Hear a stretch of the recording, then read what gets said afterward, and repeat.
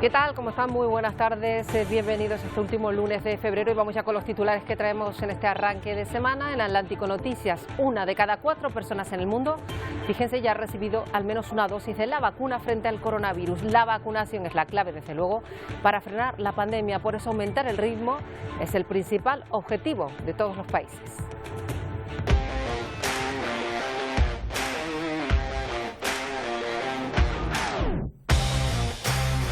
Fíjense que el ejemplo que llega de Israel es la esperanza a la que todos nos aferramos a día de hoy. Tiene un porcentaje de vacunación del 50% y los contagios han bajado en un 96%. Desde ayer, de hecho, se han levantado muchas medidas restrictivas. El primer paso allí para regresar a la vida normal.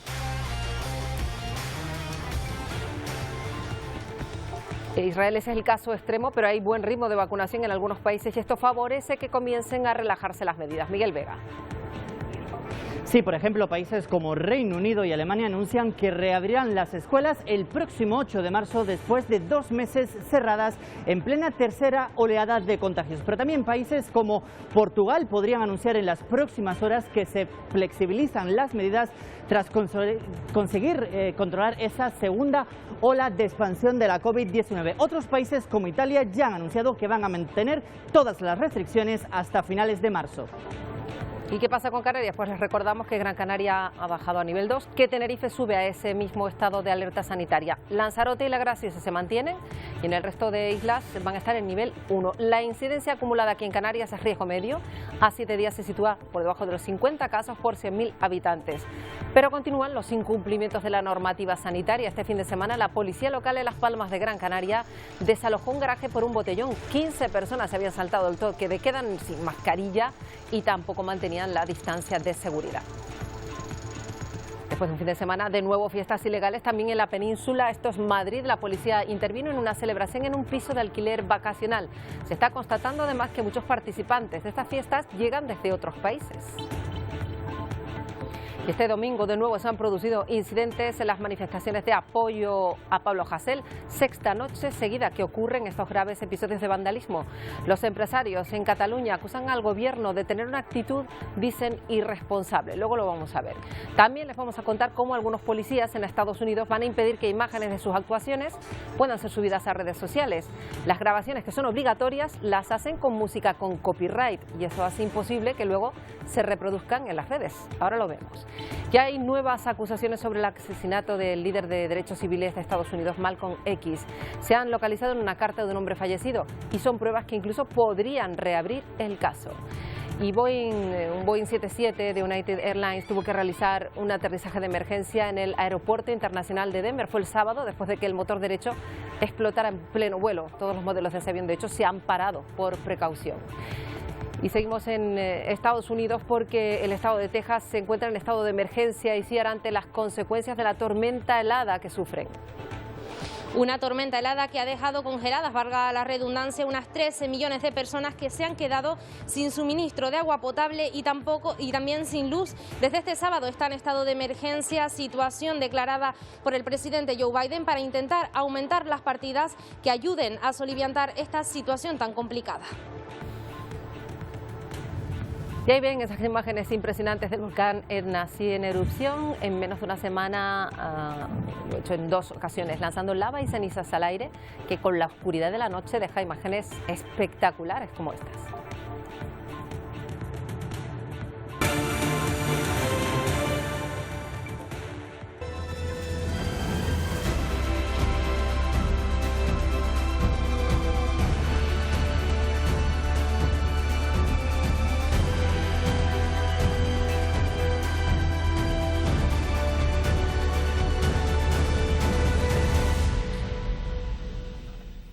Bueno, el consejero de Sanidad de Canarias, Blas Trujillo, tras analizar los últimos datos de la pandemia aquí en las islas, ha afirmado que la tendencia va a la baja. Eso permite actualizar los niveles de alerta en casi todo el archipiélago. La incidencia acumulada a 7 días sitúa a Canarias por debajo de los 50 casos por 100.000 habitantes. En una incidencia media, de riesgo medio. Cifras que han motivado la actualización de los niveles de alerta. Hay cambios en casi todas las islas. Vamos a proponer que el nivel de alerta de Tenerife suba al nivel 2. En ese mismo nivel se sitúa Gran Canaria. Los encuentros serán de máximo 6 personas. Vuelve el deporte al interior de los gimnasios y será en grupo de hasta 6 personas. La restauración podrá servir en el interior y las mesas serán de 6 comensales. La alta ocupación de las camas UCI y la elevada incidencia acumulada a 7 días nos hacen que mantengamos todavía Lanzarote en el nivel 4. Una fase donde las actividades económicas no esenciales continuarán cerradas a partir de las 6 de la tarde. Estamos mucho mejor que hace 15 días, pero todavía no estamos bien. Los encuentros serán limitados a personas convivientes. El deporte solo podrá realizarse de manera individual y en el exterior. Fuerteventura, El Hierro, La Palma y La Gomera se encuentran en nivel 1 de alerta. En estas islas los encuentros podrán ser de hasta 10 personas, salvo convivientes. En la restauración, 10 comensales por mesa y el cierre se establece a la 1 de la madrugada. Y podemos volver a reincorporar los trabajadores y volver a las actividades cotidianas. En los centros deportivos, las actividades grupales pueden incluir un máximo de 10 personas.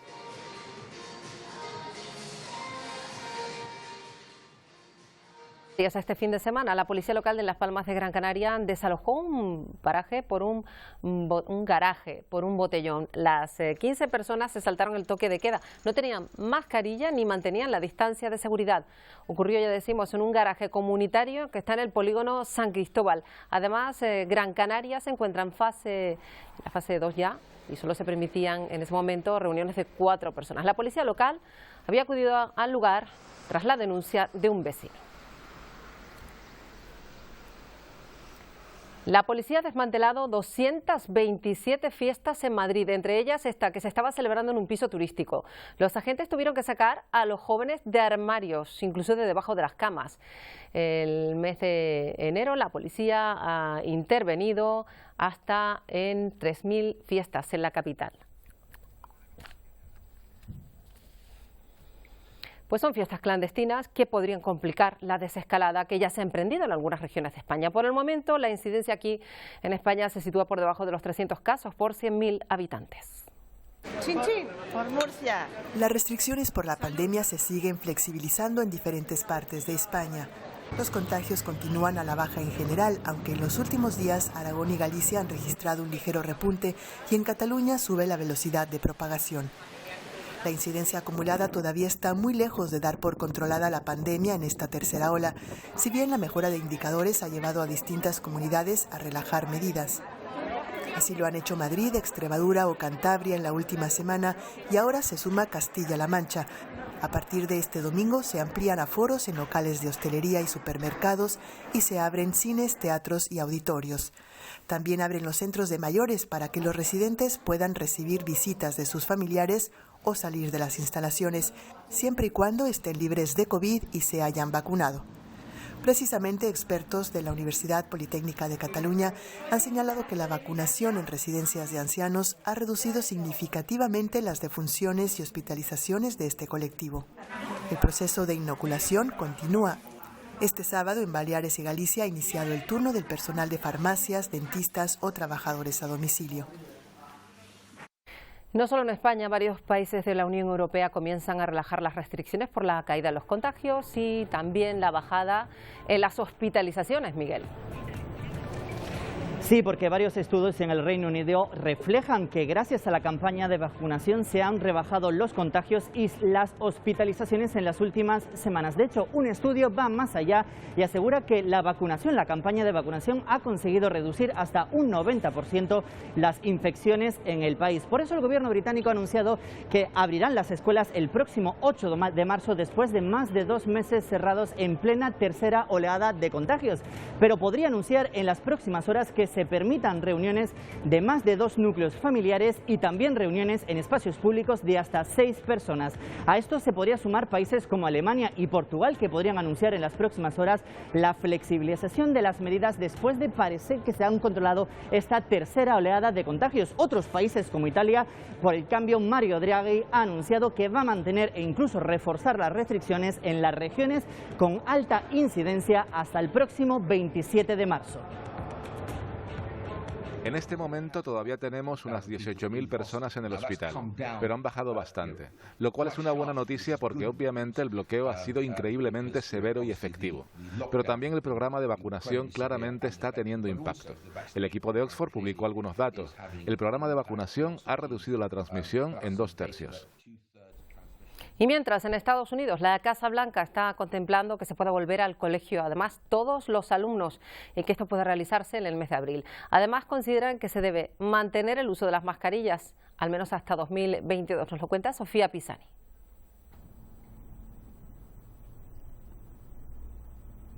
Estados Unidos está luchando por reabrir sus escuelas públicas en todo el país en medio de la pandemia del coronavirus, pero la Casa Blanca dijo el domingo que espera tener instrucción en clases a tiempo completo en la mayoría de las escuelas para el mes de abril. Pero dijo además que el cumplimiento de la meta depende de la aprobación por parte del Congreso del paquete de estímulo económico que contempla el monto de 1.9 billones de dólares del presidente Joe Biden, que incluye 130.000 millones en asistencia para las escuelas. La Cámara de Representantes planea votar esta semana sobre el paquete de ayuda de Biden con la esperanza de que el Congreso lo apruebe por completo a mediados del mes de marzo.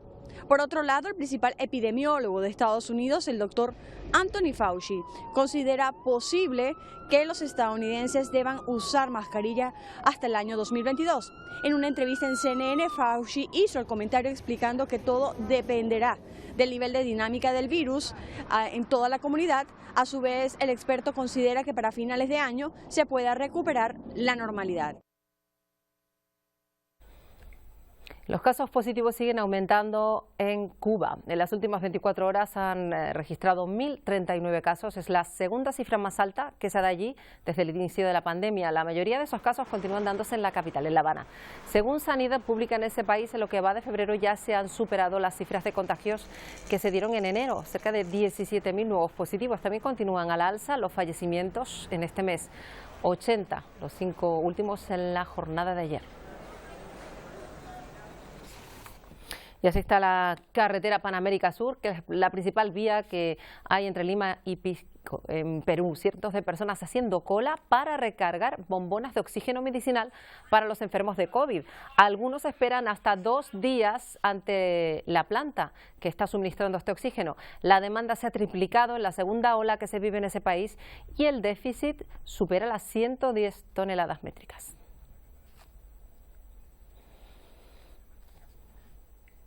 Continúa la polémica en Argentina después de conocerse que empresarios, sindicalistas, varios políticos, entre ellos el ministro de Sanidad, se vacunaron saltándose el protocolo establecido.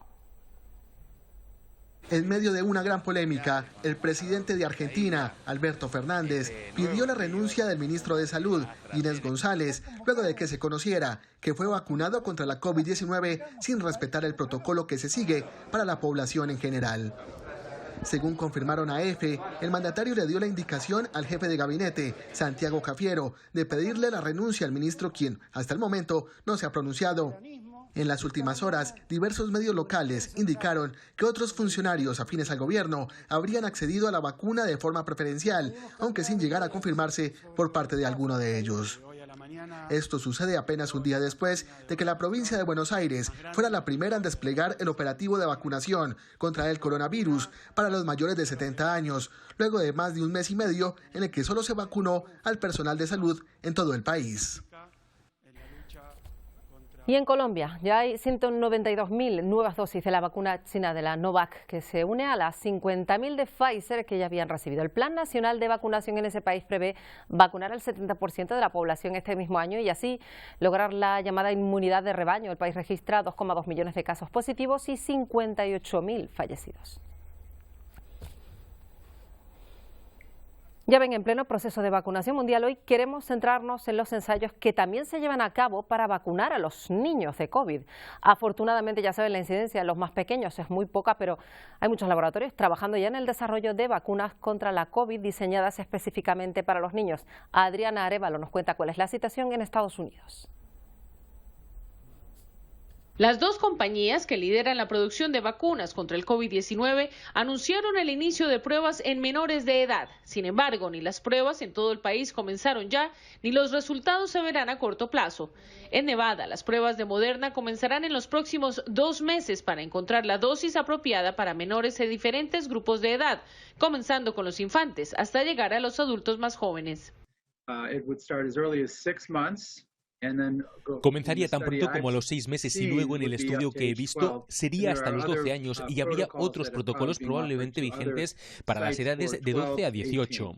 Aunque la vacuna para niños es básicamente la misma que hoy se aplica a los adultos, será administrada en dosis y concentraciones diferentes dependiendo del grupo de edad y, según el Dr. Levin, seguramente vendrá modificada para contrarrestar los efectos de las mutaciones del virus original que han aparecido. Muestra que las vacunas actuales protegerán, pero pueden y están desarrollando dosis de refuerzo específicas para las nuevas mutaciones. Aunque en varios estados ya comenzaron las pruebas, la Administración de Drogas y Alimentos, o FDA, tarda semanas en aprobar este tipo de protocolos antes de que puedan llegar al público, por lo que el inicio de la vacunación de los menores de edad en Estados Unidos podría comenzar recién a mediados del 2021. Eso en Estados Unidos, pero ¿qué pasa aquí en Europa o aquí en Canarias? Vamos a hablar con Luis Ortigosa, que es pediatra y asesor interno del Comité de Vacunas de la Asociación Española de Pediatría. Luis Ortigosa, bienvenido. Sí, hola, buenas tardes, ¿qué tal? Muy preocupados siempre los padres en este asunto. Yo sé que los niños, afortunadamente, no son los más afectados por la COVID. ¿En qué momento de desarrollo están las vacunas para los niños? Hay ya muchos laboratorios trabajando en esto, ¿no?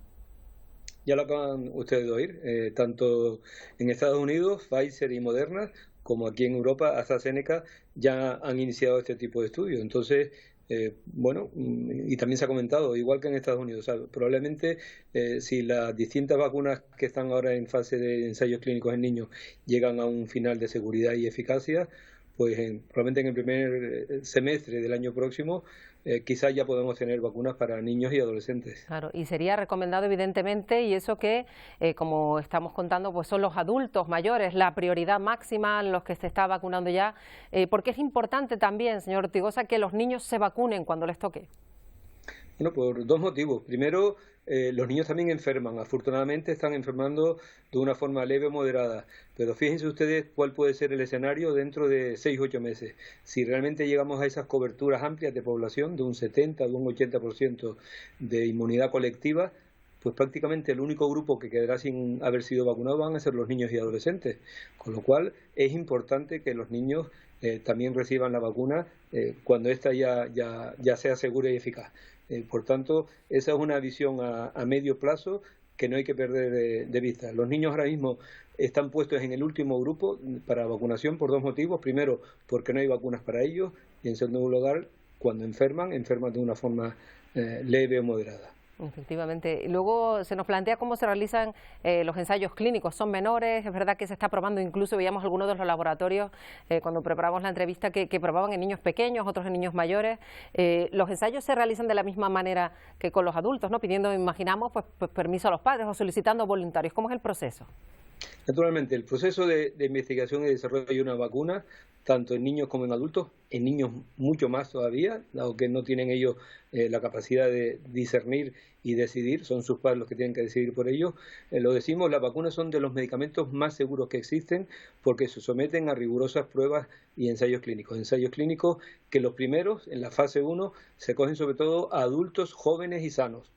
Muy poquito, y después ya se van pasando por fase 2, fase 3, hasta llegar a ensayar con miles de personas en adultos. Y una vez que ya la vacunación en adultos ya está funcionando, y se ve que está funcionando, fíjense ustedes que ya hay más de 160 millones de personas en el mundo que han sido vacunadas. Aquí en España ya tenemos también más de 1 millón largo, con lo cual las vacunas están dejando muy pocos efectos importantes, prácticamente ninguno. Los efectos adversos son leves, con lo cual las mismas vacunas son las que se van a ensayar ahora en niños, y probablemente, como ya el proceso en adultos ha funcionado muy bien, el proceso en niños pues también tendrá que funcionar bien y probablemente, insisto, si todo va al ritmo que tiene que ir, en 6, 8, 10 meses ya tendremos las primeras vacunas para niños. Es importante, señor Ortigosa, insistir en ese asunto de la seguridad, porque ha costado mucha pedagogía y mucho esfuerzo por parte de los profesionales trasladar pues esa información de que las vacunas son absolutamente seguras, pese a lo rápido que se han llegado a fabricar, ¿no? Se han llegado a fabricar tan rápido por un motivo muy claro. Todo el mundo sabe, porque ahora ya todo el mundo sabe de vacunas. La gente, no sé si se ha olvidado, que aquí en España llevamos 40 años vacunando a niños y adultos. En este momento en Canarias se están administrando vacunas frente a 16 enfermedades y se vacunan a los niños con vacunas muy clásicas, tétano, difteria, tofenina, etcétera, etcétera, y vacunas más recientes frente al virus del papiloma humano, distintos grupos de meningitis. Y nadie ha puesto en duda ni la eficacia ni la seguridad de las vacunas. Solamente se ha puesto en duda cuando ahora mismo, por esta pandemia, claro, los medios han entrado en los laboratorios y cada día salen noticias relacionadas con la inmunogenicidad, la eficacia. Y claro, todo esto evidentemente genera dudas, pero yo quiero decirle a la población que tengan presente primero lo que estamos diciendo, que las vacunas son muy rigurosas y son aprobadas por agencias reguladoras, la FDA en Estados Unidos, la Agencia Europea del Medicamento, aquí en España la Agencia Española de Medicamentos y Productos Sanitarios, y para que una vacuna llegue desde el laboratorio hasta el brazo de una persona, hasta el brazo de un niño dentro de unos meses, eso tiene que ser totalmente seguro. Pero yo creo que el concepto más básico es: si un gobierno autonómico o nacional o europeo decide aplicar una vacunación masiva en la población, piensen que es algo totalmente seguro, que un gobierno no puede estar ensayando con la población. Ya los ensayos clínicos se hacen antes. Ahora lo que se está haciendo es vacunación rigurosa para frenar una gran catástrofe sanitaria como es la pandemia por el coronavirus. Bueno, pues nos quedamos con ese mensaje, Luis Ortigosa. Gracias por atendernos. Muchas gracias a ustedes por llamar. Gracias. Bueno, vamos ahora a Beijing, a China. Ya se encuentran inmersos en la vacunación masiva de la COVID-19 para la población en concreto entre 18 y 59 años. Un proceso que es voluntario, para el que se han habilitado centros de vacunación temporal. Según los datos comunicados por las autoridades, el ritmo es intenso porque en tan solo 2 horas, fíjense, se inocula a 1.600 residentes. Y tras un año de pandemia, en Haití comienzan a vivir pues como si no hubiera habido COVID. Desde que el gobierno decretó la reapertura del país a finales de junio pasado, tras un confinamiento de 3 meses, la enfermedad no ha vuelto a condicionar la vida de los haitianos. Se pasean, como ven, sin mascarilla, no hay ningún problema con las aglomeraciones. Bueno, vamos a irnos a otro punto en el que también parece que se libran, desde luego en comparación con Europa, del coronavirus. A Camboya, una población de 16 millones de personas, uno de los países menos afectados por el virus. 476 solo desde que arrancara la pandemia. Vamos a hablar con Fernando Abreu, que es canario, vive y trabaja allí. Fernando Abreu, bienvenido a Atlántico Noticias. Gracias, bienvenido. Sí, gracias. Decíamos que llama la atención lo bien que se está en Camboya en comparación con Europa. Hemos hecho un repaso de las circunstancias ahí. Es que no ha habido que lamentar ni un solo fallecido por coronavirus, ¿no? Así es, así es. De hecho, no solamente es una condición de Camboya, sino de toda la región. Desde esta parte del mundo nos ha sorprendido siempre que no se haya prestado atención a la baja incidencia del virus en esta región. Vietnam tiene 2.000 casos y tiene una población de 100 millones y Tailandia tiene 70 millones y tiene unos 25.000, que siguen siendo cifras muy pequeñas en comparación con lo que está pasando en el resto del mundo. ¿Sí? Desde luego que es llamativo, eso es lo que nos ha hecho fijarnos en ese país, que se ve que lo ha hecho muy bien y no solo es otro condicionante que tenga que ver a lo mejor con que Vietnam, que es país vecino, también esté con muy buenas cifras. Se han hecho muy buenos rastreos desde el inicio, ¿verdad? Sí, bueno, yo creo que ha sido una combinación de múltiples factores, no solamente lo que han hecho las autoridades. Yo creo que también el hecho de que culturalmente el contacto físico no esté en el día a día, la gente no se abraza, no se besa, es algo que evita el contacto. Por otro lado, los transportes públicos prácticamente no existen en muchos de estos países y la vida se hace al aire libre. Por otro lado, la población está acostumbrada a convivir con coronavirus desde hace muchos años y yo creo que también el sistema inmunológico también es mucho más resistente. Están más acostumbrados a la incidencia de enfermedades tropicales y infecciosas, ¿no? Claro. Posiblemente muchos otros factores y, por supuesto, pues la rápida intervención de los gobiernos de esta zona. Lo que pasa es que sigue siendo asombroso que, teniendo en cuenta la cercanía que estamos de la zona cero y además el volumen de turistas chinos que había en el momento en el que se cerraron las fronteras, claro, sigue siendo bastante asombroso la escasa incidencia, ¿no? Fernando Abreu se dedica al mundo del turismo y evidentemente Camboya era una de las joyas de toda esa zona asiática. Y eso sí, el turismo sí ha caído. ¿Cómo se sobrevive? Porque igual que en Canarias ha sido un duro golpe, ¿no? Sí, a nivel económico, lógicamente, está haciendo un impacto. Como tú bien dices, yo soy del sector más afectado y desde marzo pues no han entrado turistas prácticamente. Lo que pasa es que sí es verdad que, poniéndolo en contexto, el pueblo camboyano está acostumbrado a la tragedia, es decir, forma parte de su vida. Ellos no gastan energía echándole la culpa a nadie, ni al vecino, ni al inmigrante, ni a los políticos. Es decir, eso que nos vienen desde Europa y desde América nos llama mucho la atención, porque aquí la gente tiene muy claro de que va a salir de esta y de que, dependiendo de cómo ellos reaccionen en este tiempo de crisis, van a salir reforzados o van a salir debilitados. Y lo tienen claro, ¿eh? No gastan energía en nada que no sea sobrevivir y aprovechar el momento. Bueno, pues quizás deberíamos también mirar hacia Camboya, no solo por los buenos datos y contarlos, que hay un país en el que no hay fallecidos por coronavirus, sino también pues cambiar de actitud. Fernando Abreu, gracias por atendernos. Muchas gracias. Hasta pronto. Bueno, vamos a dejar este canario que vive ahí en Camboya, es el lugar privilegiado en cuanto a datos de coronavirus. Vamos a hablar ahora de otros asuntos porque, de nuevo, por sexta noche consecutiva, graves incidentes en las manifestaciones a priori de apoyo a Pablo Hasél. Sexta noche, ya decimos que ocurre, los empresarios catalanes acusan al gobierno de tener una actitud irresponsable. No todos los actos han sido violentos. Un grupo de grafiteros ha pintado este mural en solidaridad con el rapero encarcelado. Por la noche se han repetido manifestaciones, menos numerosas, y agresiones contra los mozos. Aunque la violencia ha sido menor que en jornadas anteriores, 8 personas han sido detenidas. En los incidentes del sábado se destrozaron escaparates y se saquearon algunas tiendas, lo que ha llevado a los empresarios catalanes a manifestarse. Para pedir responsabilidades políticas, para exigir que estos actos vandálicos finalicen. 8:45 me acerqué aquí y vi que había bastante gente, pero ya todo estaba saqueado, o sea, ya no quedaba nada dentro. Los daños aún no los podemos cuantificar, obviamente son bastante altos debido a los cristales, pero también a los productos que hemos perdido. También el Palau de la Música ha sufrido daños. Salvador Illa ha pedido más apoyo a los mozos. Quien no defienda a los Mossos d'Esquadra, a la Policía de Cataluña, es decir, quien no defienda la convivencia, el orden público y la seguridad, está inhabilitado para gobernar Cataluña. No solo ha habido disturbios en Barcelona, también en Lérida, Tarragona y Bilbao, donde la concentración en favor de Hasél acabó con contenedores quemados. Muchos de los vídeos que llegan a través de redes sociales denunciando abusos policiales en Estados Unidos, pues se suben luego a las redes y van a ver lo que han hecho algunos policías para evitarlo. Pues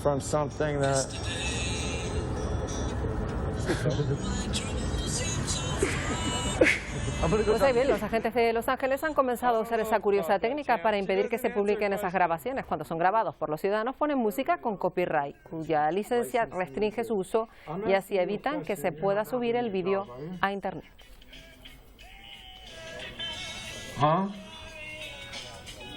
La policía de Nueva York conspiró con el FBI para debilitar el movimiento por los derechos civiles liderados por Malcolm X, asesinado en 1965. Es al menos lo que asegura en esa carta un ex oficial encubierto de la policía, Raymond Wood, escrita antes de morir. En la misiva asegura que su misión era clara: infiltrarse para alentar a los líderes y miembros a cometer delitos y ser arrestados. La familia de Malcolm ya ha pedido que se reabra el caso.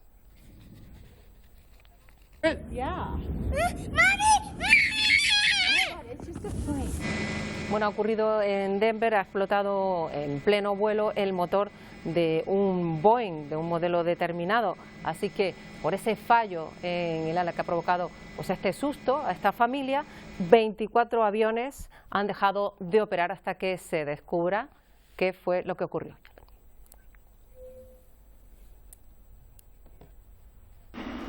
Vamos a Texas, al estado de Texas. Hemos contado, ahora hacen balance de lo que ha dejado el paso de una de las tormentas de hielo más intensas de cuantas se han vivido allí. Más de 30.000 personas siguen sin luz todavía. Isiar.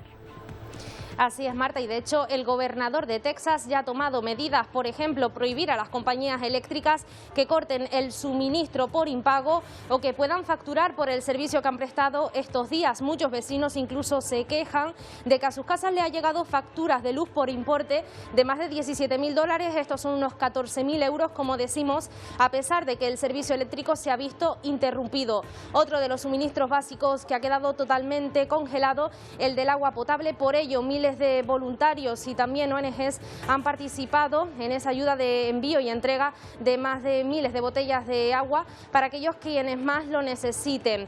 Por otro lado, preocupa también el número de fallecidos, ya que las autoridades prevén que en cuestión de días o incluso meses pueda aumentar de esa decena. Además, el presidente Biden, a partir de este sábado, ha declarado el estado de emergencia precisamente para poder aumentar el número de ayudas que sirvan para paliar esta situación tan complicada. Esta podría ser la imagen de la vacunación masiva en Estados Unidos, pero no son las colas que muchos habitantes de Texas hacen para obtener alimentos y agua a través de equipos de voluntariado. Las estanterías de los supermercados han quedado vacías ante el acopio masivo de garrafas y comida. Aún 30.000 habitantes continúan sin electricidad y unos 13,5 millones han sufrido cortes de agua. Eso sí, vecinos se quejan de facturas de luz que ascienden a los 17.000 dólares, en euros unos 14.000. Por ello, el gobierno estatal prohíbe a las compañías facturar por el servicio o cortar el suministro durante una tormenta con temperaturas récord, 15 grados bajo cero, que tuberías como las de esta casa no han soportado. Salió corriendo y dice que se asustó mucho, que el corazón se le quería salir, casi le cae arriba todo eso. Ella estaba aquí. Y mira, eso está al caerse ahí también. Y por el miedo, como el de esta madre, a que el techo se les venga encima, muchas familias se han marchado y buscan un poco de calor en hoteles, en sus coches o en los más de 130 refugios con calefacción. Por contra, algunos no lo han podido soportar. Decenas de personas han fallecido, aunque el balance podría ser mayor en cuestión de días o incluso meses. En los hospitales alertan, la atención a los pacientes está en riesgo. Y es que desde este sábado, Texas está en estado de emergencia. Una imagen de contraste espectacular. La sigue dejando la erupción del Etna por segunda vez. En menos de una semana entra en erupción con esas espectaculares columnas de lava a distancia de más de 1 kilómetro. En la oscuridad de la noche es aún más espectacular todas esas lenguas de lava de ese volcán y las expulsiones que realiza. Esto está provocando que las ciudades más próximas a este volcán, que es uno de los más activos del mundo, estén llenas de cenizas. Los descubrimientos de la historia de Egipto parecen inagotables. Vamos a hablarles ahora de una cervecería antigua, imagínense, tiene miles de años de antigüedad. Un grupo de arqueólogos egipcios y estadounidenses ha descubierto una importante fábrica del antiguo Egipto. La misión ha desenterrado en la ciudad de Sohag una enorme cervecería real que data del año 3100 antes de nuestra era. En 2013 descubrimos una gran cantidad de jarras de cerámica que tenían restos de cerveza. Se habían usado en el antiguo Egipto. Nuestra misión estaba destinada a encontrar de dónde procedía aquella cerveza. No encontramos respuestas hasta 2020. Entendimos que la cerveza se usaba para rituales funerarios y que involucraban sacrificios, y después descubrimos la fábrica. Los arqueólogos han desenterrado 8 estructuras independientes que se colocaban sobre el fuego. Se estima que la capacidad de producción de esta fábrica ancestral rondaba los 22.400 litros de cerveza. Los expertos del Alto Consejo de Antigüedades Egipcias, así como los de las universidades de Nueva York y Princeton, consideran que podría haber otras cervecerías que operasen en el lugar.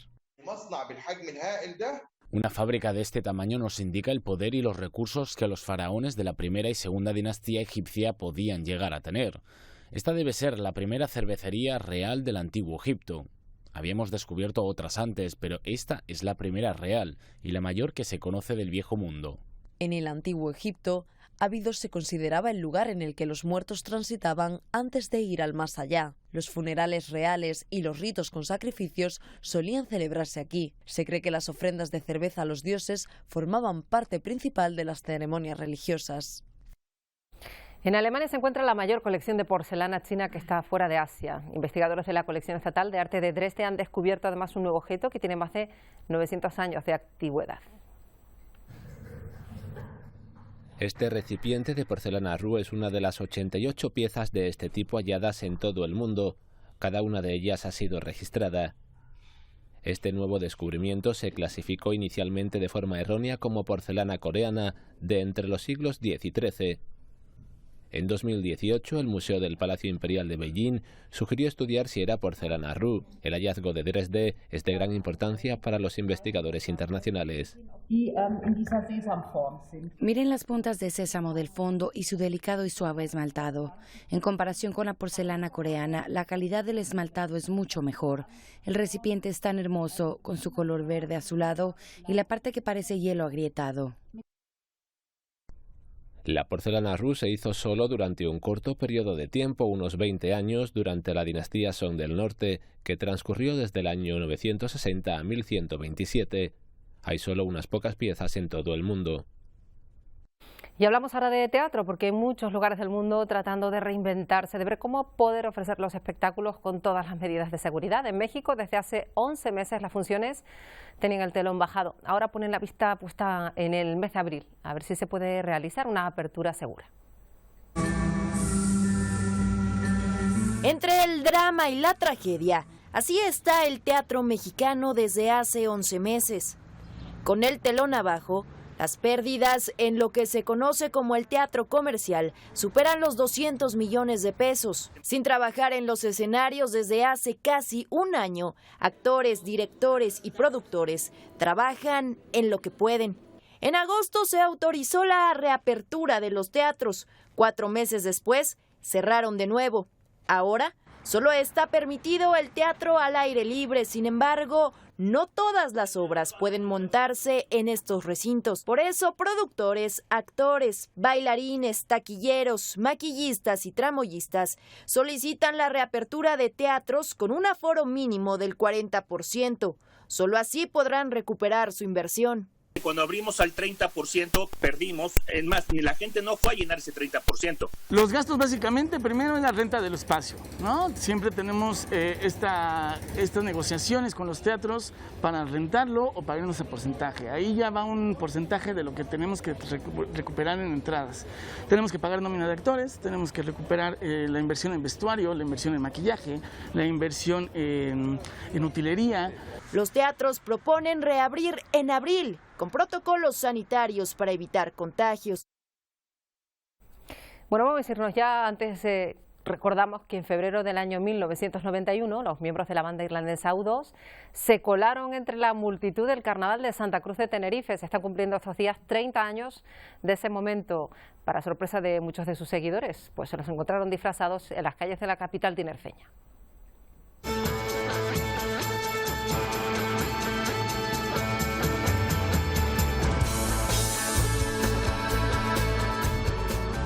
Fue hace justo 30 años, U2 por cierto estaba en el máximo de su apogeo después del éxito de Joshua Tree, uno de los álbumes más vendidos de la historia. Preparaban otro disco que iba a dar un vuelco a su carrera, Action Baby, y los afortunados que se los encontraron, pues inmortalizaron el momento, no lo olvidarán nunca. Con U2 nos vamos, se quedan en nada con el Telenoticias primera edición.